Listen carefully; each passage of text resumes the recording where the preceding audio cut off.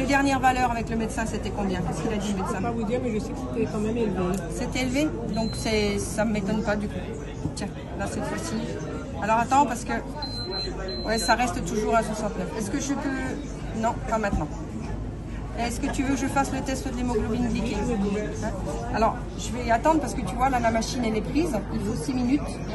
Donc, on va attendre que ce soit 6 minutes. Et je te rappelle pour faire le test. Donc, on fait du dépistage. Dépistage au niveau du diabète, c'est-à-dire qu'on prend un petit peu, une petite mini-goutte de sang au niveau du doigt, qu'on va mettre dans un appareil qui va nous donner tout de suite le taux de sucre dans le sang. D'accord? Donc, on a des valeurs qui sont celles-ci. Si on a... suivant si on a mangé ou pas, à quelle heure. Ça, ce sont les références. Si on dépasse ces références, on a un autre appareil qui nous permet de calculer, d'avoir une estimation de l'hémoglobine glyquée, qui est en fait la moyenne du taux de sucre dans le sang les 3 derniers mois. D'accord?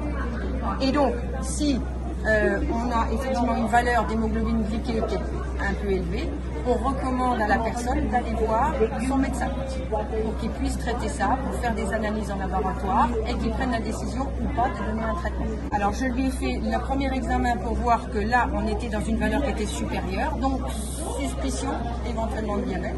Dans ces conditions-là, j'ai pu lui proposer, parce qu'on a la machine, de faire une estimation de l'hémoglobine glyquée et je vais voir le résultat. Suivant ça, elle va être orientée vers son médecin ou pas.